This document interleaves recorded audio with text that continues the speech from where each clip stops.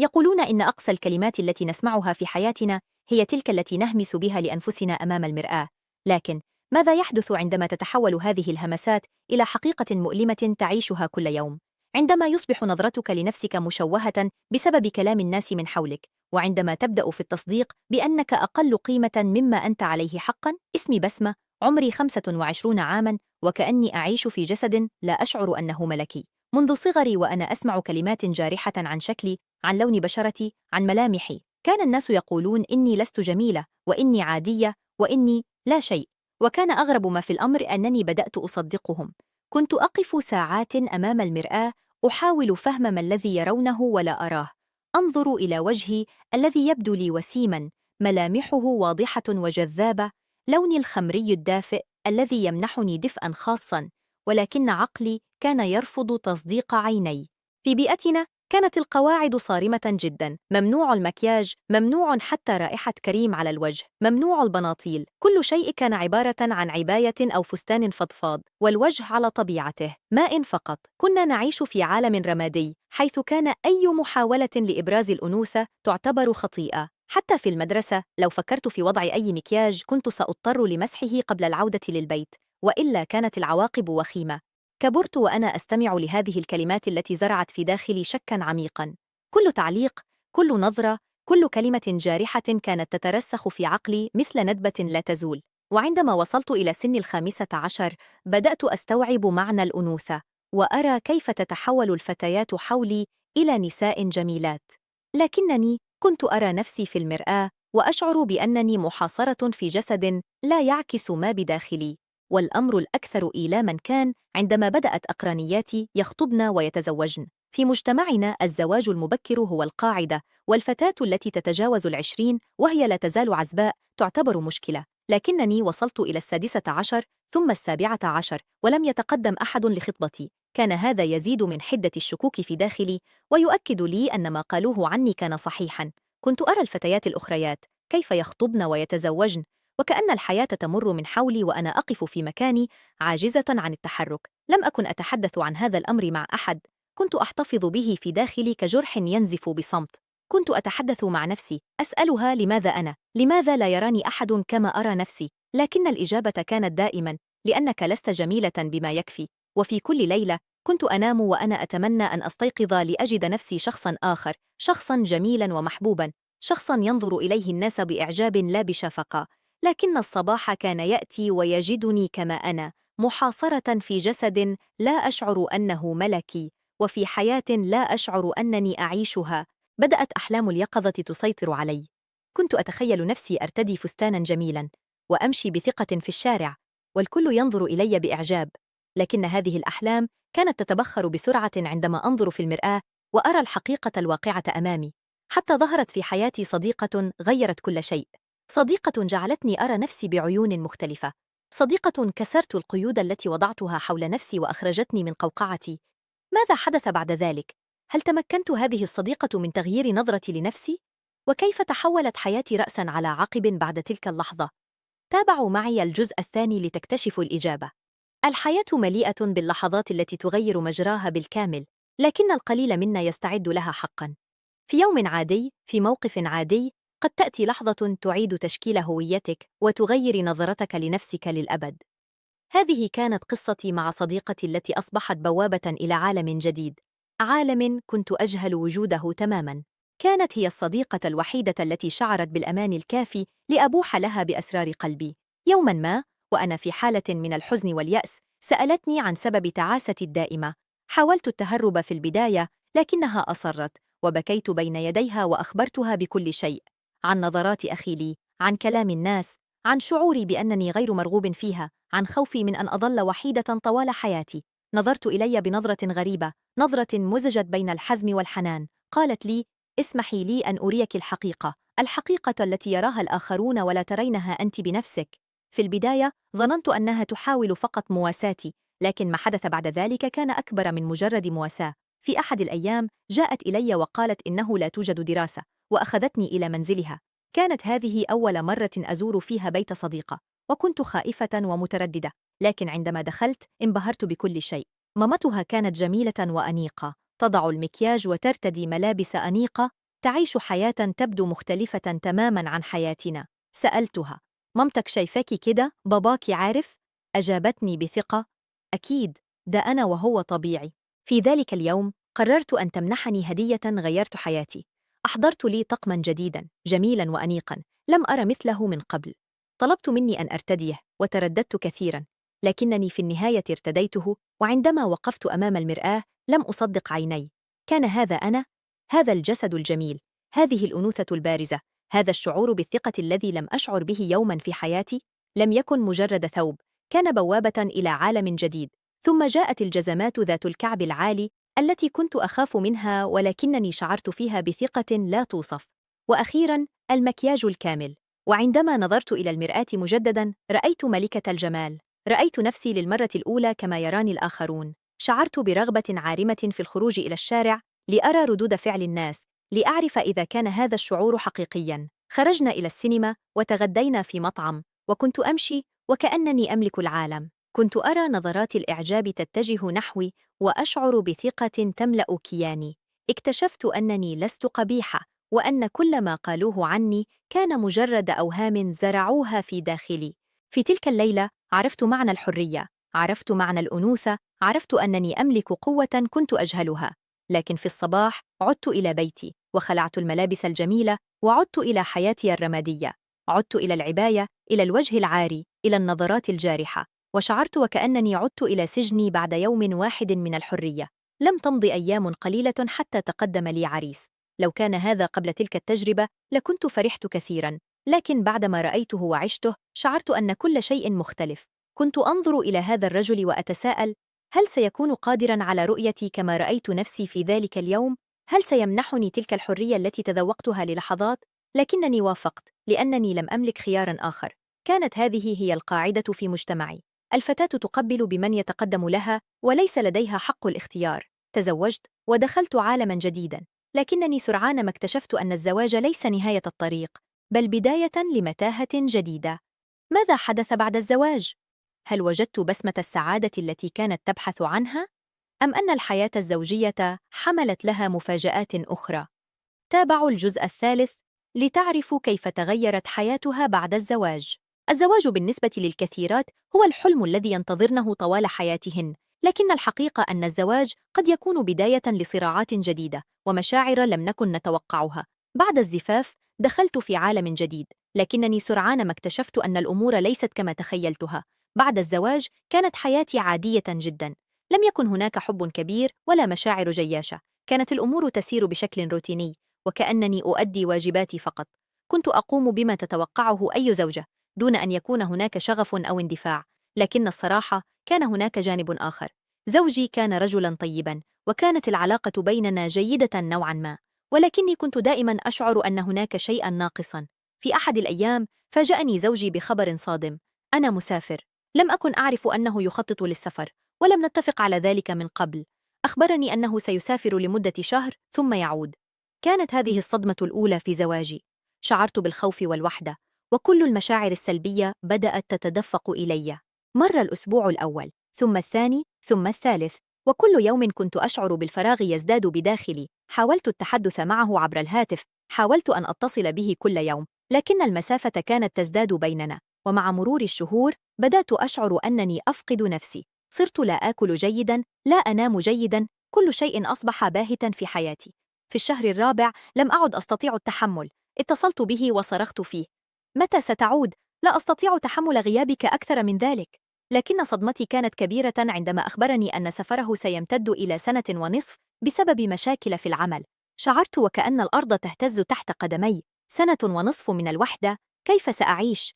في تلك اللحظة خطر في بالي فكرة مجنونة. تذكرت صديقتي القديمة، تلك التي أعطتني الثقة بنفسي، تلك التي جعلتني أشعر بالجمال للمرة الأولى. قررت أن أزورها دون أن أخبر أحداً. ذهبت إلى بيتها وكانت سعيدة برؤيتي. كانت لا تزال عزباء، تعيش حياتها بحرية. في ذلك اليوم شعرت وكأنني عدت إلى الماضي. عدت إلى اللحظة التي اكتشفت فيها جمالي. عدت إلى الشعور بالحرية.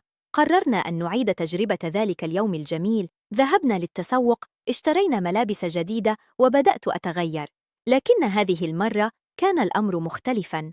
في بيتها بينما كنت أغير ملابسي حدث شيء غير متوقع. أخوها الذي لم أكن أعرفه جيدا دخل الغرفة وجلس بجواري. بدأ يتحدث معي بكلمات حلوة، وبدأت المشاعر تتغير في داخلي. لم أستطع مقاومة كلماته، ولم أستطع مقاومة نظراته. شعرت وكأنني في حالة من الضياع، وكأن جسدي يتصرف دون وعي مني. هذا الموقف كان بداية لشيء جديد، شيء لم أكن أتوقعه أبدا. ما بدأ كزيارة بريئة تحول إلى شيء أكثر تعقيدا، وبدأت علاقتي بأخي صديقتي تتطور، وكأنني وجدت فيه ما كنت أفتقده في زوجي. كنت أذهب إليه كل شهر وأكرر نفس السيناريو، كل مرة أجد نفسي أكثر تعلقا به. مرت السنة والنصف، وعاد زوجي، لكن عندما عاد لم أكن أريده. لم أكن أريده بالقرب مني، ولم أكن أرغب في استمرار حياتي معه. كنت أعيش في صراع داخلي مرعب بين ما يجب أن أفعله وما أشعر به حقا. أحببت رجلا آخر، لكنني كنت متزوجة من رجل آخر. كيف أواجه زوجي؟ كيف أخبره أنني لم أعد أريده؟ في تلك الأثناء كان أخو صديقتي أيضا يواجه مشاكل مع زوجته. كان زواجه غير مستقر، وكنا نجد في بعضنا البعض ملاذا من مشاكلنا. أصبحت العلاقة بيننا أقوى وأعمق، وصرت أشعر أنه الشخص الوحيد الذي يفهمني، الوحيد الذي يجعلني أشعر بأنني كاملة. لكن السؤال الأصعب كان يلوح في الأفق: كيف سأختار بين ما يجب أن أفعله وما أريد فعله حقا؟ هل ستستمر بسمة في علاقتها المحرمة، أم ستواجه زوجها بالحقيقة؟ وكيف ستنتهي هذه القصة المعقدة؟ تابعوا الجزء الرابع لتكتشفوا النهاية الصادمة. وصلت اللحظة التي كنت أخشاها طوال السنة والنصف. عاد زوجي إلى البيت ودخل حياتي مجددا، وكأن شيئا لم يتغير، لكن كل شيء كان قد تغير. لم أعد تلك الزوجة المخلصة التي انتظرته بصبر. لم أعد تلك الفتاة الخائفة التي كانت تخشى المواجهة. كنت امرأة مختلفة، امرأة عرفت معنى الحب الحقيقي، وعرفت أنني أستحق أكثر مما قدمته لي الحياة. في أول ليلة لعودته حاول أن يقترب مني، لكنني ابتعدت. حاول أن يتحدث معي، لكنني كنت باردة. شعر بالارتباك ولم يفهم ما يحدث. سألني: ما بك؟ هل أنت غاضبة بسبب سفري؟ لم أجب، فقط نظرت إليه بصمت. كنت أرى في عينيه رجلا طيبا، لكن قلبي لم يعد ينبض له. مرت الأيام، وكان كل يوم أصعب من الذي قبله. كنت أتظاهر بأنني بخير، لكن بداخلي كنت أعيش جحيما. كنت أفكر في أخي صديقتي في كل لحظة، أتذكر كلماته، لمساته، تلك اللحظات التي كنا فيها معا وكأن العالم كله لم يكن موجودا. كنت أتساءل: هل كان يحبني حقا؟ أم كان مجرد هروب من مشاكله مع زوجته؟ في أحد الأيام قررت أن أواجه زوجي. كنت أعرف أن هذا القرار سيغير حياتي للأبد، لكنني كنت مستعدة لتحمل العواقب. جلست معه وقلت له: لا أستطيع الاستمرار معك، لقد تغيرت، وأنا لست نفس المرأة التي تزوجتها. كانت نظراته مزيجا من الصدمة والألم. سألني: ماذا تقصدين؟ هل هناك شخص آخر؟ في تلك اللحظة ترددت.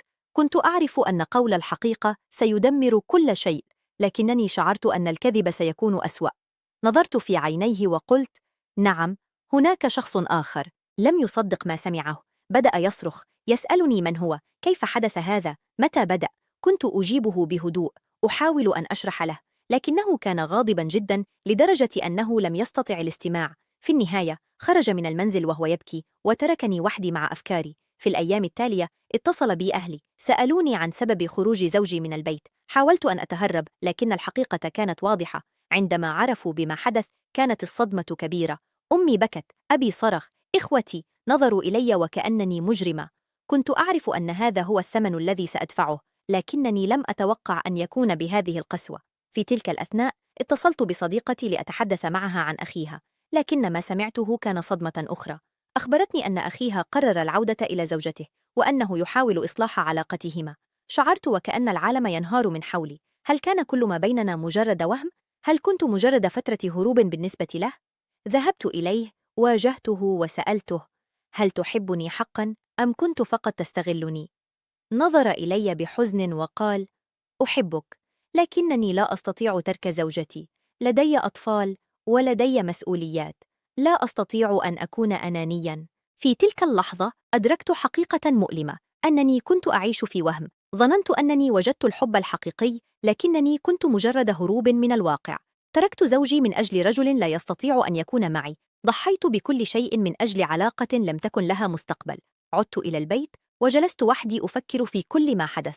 كنت قد خسرت كل شيء، زوجي، سمعتي، كرامتي، وحتى ذلك الرجل الذي أحببته. شعرت بالندم، لكن الندم لم يعد ينفع. كنت قد اتخذت قراري، والآن كان علي أن أعيش مع عواقبه. في تلك الليلة بكيت كثيرا. بكيت على نفسي، على ضياعي، على كل الأحلام التي تحطمت. لكن في قرارة نفسي كنت أعرف أن هذه كانت بداية جديدة، بداية كان يجب أن تحدث. بعد كل هذه الصدمات، كيف ستتعامل بسمة مع حياتها الجديدة؟ هل ستتمكن من إعادة بناء نفسها أم ستنهار تحت وطأة الندم؟ تابعوا الجزء الخامس لتعرفوا النهاية. بعد كل ما حدث، وجدت نفسي وحيدة تماماً. زوجي طلقني، عائلتي باتت تنظر لي باستغراب وحزن، وصديقتي ابتعدت عني بعد أن عرفت ما حدث مع أخيها. كنت في قاع الحفرة، أبحث عن أي شيء يتمسك به، أي أمل يخرجني من هذا الظلام. في البداية شعرت بالغضب. غضبت من زوجي لأنه سافر، غضبت من صديقتي لأنها شجعتني على اكتشاف جمالي، غضبت من نفسي لأنني كنت ضعيفة. لكن مع مرور الوقت أدركت أن الغضب لن يغير شيئاً. كنت بحاجة لفهم ما حدث، كنت بحاجة لمواجهة نفسي بصدق. جلست مع نفسي وبدأت أراجع حياتي منذ البداية. تذكرت كلمات الناس عن شكلي، تذكرت كيف كبرت وأنا أشعر بأنني قبيحة وغير مرغوب فيها. أدركت أن هذه المشاعر هي التي قادتني لكل هذا، لأنني كنت أبحث عن التقدير والحب في أي مكان، لأنني لم أتعلم كيف أحب نفسي أولاً. بدأت رحلة العلاج النفسي. لم أكن أعتقد أنني سأحتاج لذلك يوماً، لكنني كنت في أمس الحاجة إليه. ساعدني الطبيب على فهم جذور مشاكلي، على فهم كيف أن كلام الناس في طفولتي شكل شخصيتي وأثر على كل قراراتي. تعلمت أن الجمال ليس كل شيء، وأن قيمتي كإنسانة لا تقاس بمظهري الخارجي. تعلمت كيف أتسامح مع نفسي. كان هذا أصعب جزء في الرحلة. كيف أسامح نفسي على كل الأخطاء التي ارتكبتها، كيف أسامح نفسي على خيانتي لزوجي، على تضييعي لسمعتي، على كل الألم الذي سببته للآخرين. لكن تدريجياً بدأت أفهم أن التسامح ليس تبريراً للأخطاء، بل هو وسيلة للتخلص من ثقل الماضي والمضي قدماً. أيضاً بدأت أتعلم كيف أحب نفسي، ليس من خلال المكياج أو الملابس الجميلة، ولكن من خلال تقبل نفسي كما أنا. تقبل لون بشرتي، تقبل ملامحي، تقبل كل عيوبي ومميزاتي. أدركت أن الجمال الحقيقي يأتي من الداخل، من الثقة بالنفس، من السلام الداخلي. قررت أن أبدأ حياة جديدة. تركت كل شيء ورائي، وانتقلت إلى مدينة جديدة حيث لا يعرفني أحد. بدأت وظيفة جديدة، وبدأت أكون صداقات جديدة. كانت البداية صعبة، لكنني شعرت وكأنني أتنفس لأول مرة. لم أعد تلك الفتاة الخائفة التي تبحث عن موافقة الآخرين. أصبحت امرأة تعرف قيمتها، امرأة تثق في نفسها. تعلمت أيضاً أن أتسامح مع من جرحوني. تسامحت مع أهلي الذين فرضوا علي قيوداً صارمة. تسامحت مع زوجي السابق لأنه لم يكن يعرف كيف يتعامل مع احتياجاتي. تسامحت مع صديقتي لأنها كانت تحاول مساعدتي بطريقتها. وتسامحت مع أخيها لأنه كان يعاني أيضاً. لكن الأهم من كل ذلك، تعلمت أن أتسامح مع نفسي. تقبلت أنني لست مثالية، وأن الأخطاء جزء من الحياة. المهم ليس الوقوع، بل النهوض من جديد. المهم أن نتعلم من أخطائنا، وأن نصبح نسخة أفضل من أنفسنا. اليوم أنا امرأة مختلفة. لم أعد تلك الفتاة التي تبحث عن التقدير في عيون الآخرين. أصبحت أعرف أن قيمتي تأتي من داخلي، من إيماني بنفسي، من قدرتي على التغلب على الصعاب. الحياة ليست سهلة، وما زلت أواجه تحديات، لكنني الآن أملك الأدوات اللازمة للتعامل معها. قصة حياتي ليست مجرد حكاية خيانة وندم، بل هي قصة كفاح، قصة اكتشاف الذات، قصة التعلم من الأخطاء. أتمنى أن تكون قصتي درساً لكل من يمر بظروف مشابهة، تذكيراً بأنه مهما كان الماضي مؤلماً، فإن المستقبل لا يزال مليئاً بالأمل. هل ستتمكن بسمة من بناء حياة جديدة سعيدة؟ وما هي الدروس التي ستأخذها معها في رحلتها القادمة؟ تابعوا الجزء الأخير لتعرفوا الخاتمة الحقيقية لهذه القصة الملهمة. 3 سنوات مرت على تلك الأحداث المؤلمة، 3 سنوات من الألم والنمو والتغيير. واليوم أقف هنا لأنظر إلى الوراء وأرى كيف تحولت حياتي بالكامل. لم تعد بسمة الخائفة، أصبحت بسمة القوية، بسمة التي تعرف قيمتها. بعد انتقالي للمدينة الجديدة، بدأت حياتي من الصفر. عملت في وظيفة بسيطة، لكنني كنت سعيدة لأنني اعتمدت على نفسي. تعلمت كيف أدير ميزانيتي، كيف أوازن بين عملي وحياتي الشخصية. كانت الحياة صعبة في البداية، لكن كل يوم كان يمثل انتصاراً جديداً. في العمل تعرفت على أشخاص جدد، أشخاص لم يعرفوا ماضي ورأوني كما أنا اليوم. كانت هذه فرصة لي لأكون الشخص الذي أريده حقاً، وليس الشخص الذي فرضته علي ظروفي. بنيت علاقات جديدة، علاقات صحية مبنية على الاحترام المتبادل والثقة. مع مرور الوقت بدأت أتعلم هوايات جديدة، التحقت بدورات في الرسم ووجدت في الفن متنفساً لمشاعري. كل لوحة كنت أرسمها كانت تحكي جزءاً من قصتي، جزءاً من الألم الذي مررت به والأمل الذي أمسكت به. كما تعلمت اليوغا والتأمل، وساعدني ذلك على تهدئة عقلي والتواصل مع روحي. الأهم من كل ذلك، تعلمت أن أسامح. لم يكن الأمر سهلاً، لكنني أدركت أن الحقد والغضب يسممان النفس أكثر مما يؤذيان الآخرين. سامحت زوجي السابق، ليس لأنه يستحق التسامح، بل لأنني كنت أستحق السلام الداخلي. سامحت صديقتي وأخيها، ليس لأن ما فعلوه كان صحيحاً، بل لأنني أردت التحرر من ثقل الماضي. كما تعلمت أن أكون شاكرة لكل الألم الذي مررت به، لأنه جعلني أقوى. شاكرة لكل الخطوات الخاطئة، لأنها علمتني الطريق الصحيح. شاكرة لكل من جرحني، لأنهم جعلوني أكتشف قوتي الداخلية. أدركت أن الحياة ليست خطاً مستقيماً، بل هي رحلة مليئة بالمنعطفات والصعوبات.